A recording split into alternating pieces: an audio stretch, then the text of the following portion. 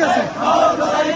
জাতীয় সংসদ প্রার্থী আমাদের ইনকলাব মঞ্চের মুখপাত্র ওসমান হাদী আজকে আমরা দেখেছি। প্রিয় বন্ধুরা, আমরা অবাক বিষয় লক্ষ্য করেছি, এই নির্বাচনকে বন্ধ করার জন্য গভীর ষড়যন্ত্রের অংশ হিসেবে আমরা দেখলাম যে তাকে কিভাবে সেখানে ভিক্ষা দিয়ে যাওয়ার সময় তাকে অত্যন্ত কাছে থেকে গুলি করে তাকে হত্যা করার চেষ্টা করা হয়েছে। এখন সে মুমূর্ষু অবস্থায় হাসপাতালে চিকিৎসাধীন অবস্থায় রয়েছে, সংকটময় অবস্থায় রয়েছে, মুমূর্ষু অবস্থায় রয়েছে। আমরা বলতে চাই এটা কোনো বিচ্ছিন্ন ঘটনা নয়, অত্যন্ত পরিকল্পিতভাবে ঠান্ডা মাথায় আমরা কথিত ফেসি সুরক্ষিতের দূষণ দালালরা এই আগামী জাতীয় সংসদ নির্বাচনকে বন্ধ করার জন্য এবং এই বানচাল করার জন্য পরিকল্পিতভাবে এই প্রার্থীদের উপর গুলি করে হত্যার চেষ্টা চালাচ্ছে।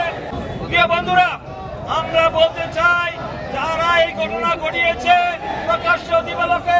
প্রকাশ্য দিবালোকে যেভাবে গুলি করে একজন প্রার্থীকে হত্যার চেষ্টা করা হয়েছে, সারা কদিন আগে আমরা আবারও লক্ষ্য করেছি যে চিটাগাঙ্গে আরেকজন প্রার্থীর উপর দিনে দুপুরে সে যখন নির্বাচনী প্রচারের সময় তাকে গুলি করে হত্যা করার চেষ্টা করা হয়েছিল।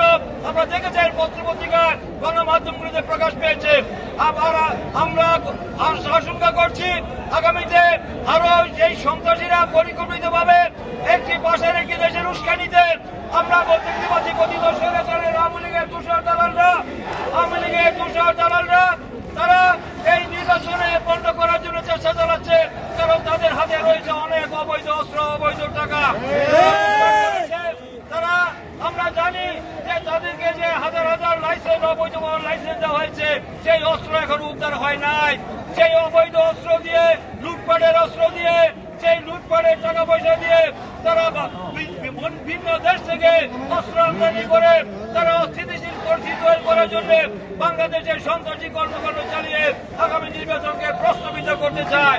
আমরা বলতে চাই এই দেশের জনগণ তাদেরকে আমরা ঐক্যবদ্ধভাবে প্রতিরোধ করবো, জনগণকে সাথে নিয়ে অনতিবিলম্বে এই আইন প্রয়োগকারী সংস্থা এবং আমাদের পুলিশ বাহিনীকে আমরা অনুরোধ করব তাদেরকে দ্রুত এই অপরাধীদেরকে, এই খুনিদেরকে, এই গুলি বর্ষণকারীদেরকে খুঁজে বের করে তাদেরকে গ্রেফতার করে আইনের আওতায় এনে তাদেরকে দৃষ্টান্তমূলক শাস্তির ব্যবস্থা করতে হবে।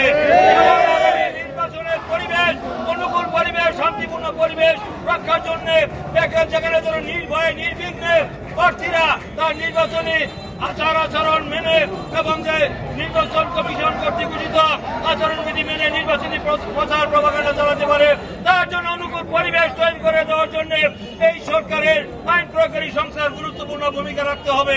তারা নিরপেক্ষভাবে সেই দায়িত্ব পালন করবেন, যেই হোক তাদেরকে আইনের আওতায় আনতে হবে।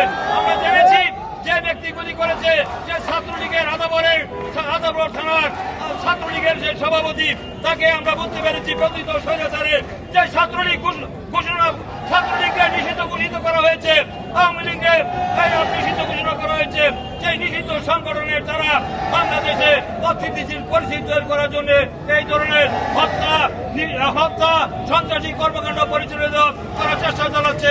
তাদেরকে প্রতিহত করতে হবে ঐক্যবদ্ধভাবে।